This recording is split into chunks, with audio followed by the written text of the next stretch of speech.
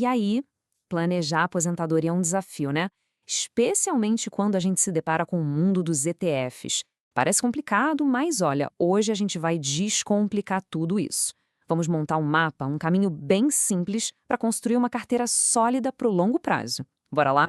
Para a gente ter uma ideia do tamanho do universo que a gente está falando, dá uma olhada nesse número. São mais de 3.000. 3.000 tipos diferentes de ETFs disponíveis no mercado. É muita coisa, né? É um número que assusta. E é exatamente por isso que tanta gente fica perdida, sem saber nem por onde começar e acaba não fazendo nada. Então, a pergunta de US$ 1 milhão é: como é que a gente acha os ETFs certos no meio de tanta opção? Bom, a boa notícia é que existe um método. A gente vai usar uma espécie de funil para filtrar todo esse ruído e focar só no que realmente interessa para construir um futuro financeiro tranquilo. Certo, vamos começar pelo começo, pela fundação da casa, o núcleo da carteira. Pensa nisso como a base, o alicerce de tudo. São aquelas peças que, olha, não dá para abrir mão. E o primeiro tijolo dessa fundação são os ETFs de índice de mercado amplo. O que é isso? Imagina comprar uma cesta com um pedacinho das maiores empresas de um país, ou do mundo inteiro, de uma só vez. É isso. Eles são a espinha dorsal de qualquer carteira de aposentadoria, porque em vez de tentar adivinhar qual ação vai subir, a pessoa simplesmente aposta no mercado como um todo. É a diversificação na sua forma mais pura. E olha que legal as opções que a gente tem aqui. Com o ETF tipo VOO, por exemplo, o investimento vai para as 500 maiores empresas dos Estados Unidos. Já com o VTI, pega o mercado americano inteiro, que aí além tem o VA para países desenvolvidos, VWO para os emergentes ou o VT, que junta tudo e investe no mundo todo. É o jeito mais fácil e barato de não botar todos os ovos na mesma cesta. Beleza, já temos o motor do nosso carro, que são as ações. Agora falta o quê? O freio, o cinto de segurança.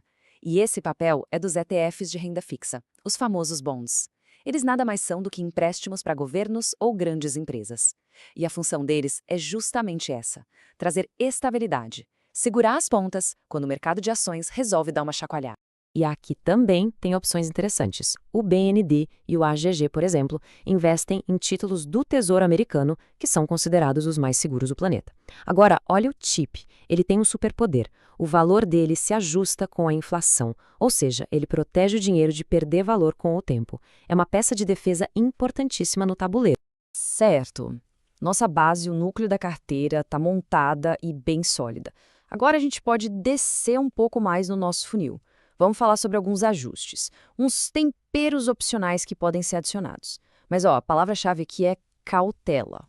Basicamente, existem 3 tipos de temperos que o pessoal mais usa: ETFs de setores específicos, tipo tecnologia ou saúde, ETFs focados em dividendos e os ETFs de small caps, que são as empresas menores, com maior potencial de crescimento.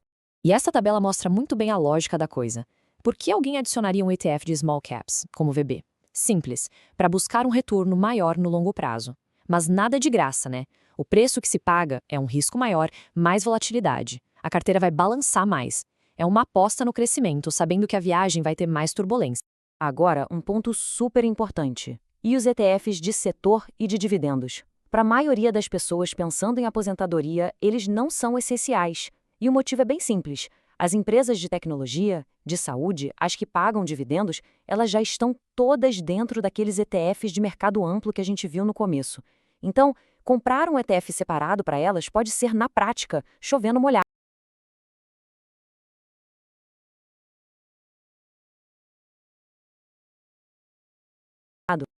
Ok, agora atenção redobrada. A gente chegou na parte mais crítica do nosso funil de filtragem. É aqui que a gente vai separar o joio do trigo e identificar as verdadeiras armadilhas, os produtos que podem de verdade destruir uma carteira de longo prazo. Tem 2 tipos de ETFs por aí que até fazem barulho, parecem interessantes, mas que precisam de um cuidado extremo. Na real, eles são ferramentas para traders profissionais, para quem opera no curtíssimo prazo, e não para quem está construindo patrimônio para o futuro. O primeiro grupo perigoso, os ETFs temáticos, sabe aqueles de inteligência artificial, carro elétrico, robótica? Os nomes são super atraentes, né? Parecem o futuro. O problema é que, na prática, eles são mais produtos de marketing do que ferramentas sérias de investimento. Geralmente têm taxas altas e são muito mais uma aposta numa tendência do que um investimento sólido. E o segundo grupo? Bom, esse é ainda pior. São os ETFs alavancados e inversos. Eles prometem dobrar, triplicar os ganhos do dia. Só que tem um detalhe técnico mortal. Eles são zerados e recalculados todo santo dia. Isso cria um problema matemático que no longo prazo faz com que eles percam valor quase que garantidamente. É sério. São feitos para operar por horas, talvez um dia. Para o investidor de longo prazo, vale o veneno. Fique longe. Ufa! Então, vamos lá. A gente passou por todo esse processo. Montamos uma base forte, olhamos os temperos opcionais e, o mais importante, desviamos das armadilhas. E o que sobra no final do funil? A resposta pode surpreender pela simplicidade e pela força. Olha só! De mais de 3.000 opções, o que a gente precisa de verdade cabe nos dedos de uma mão. Exato. O número de ETFs que realmente se precisa para ter uma carteira diversificada e preparada para a aposentadoria. Não precisa de um monte de fundos complicados. Para a maioria das pessoas, de 3 a 5 ETFs são mais do que suficientes. E olha, no mundo dos investimentos, simplicidade não é defeito, é qualidade. Significa menos taxas, menos dor de cabeça e, principalmente, menos chance de cometer erros caros. E aqui está a receita do bolo. É simples assim. Um ETF para o mercado dos Estados Unidos, um para países desenvolvidos, outro para emergentes.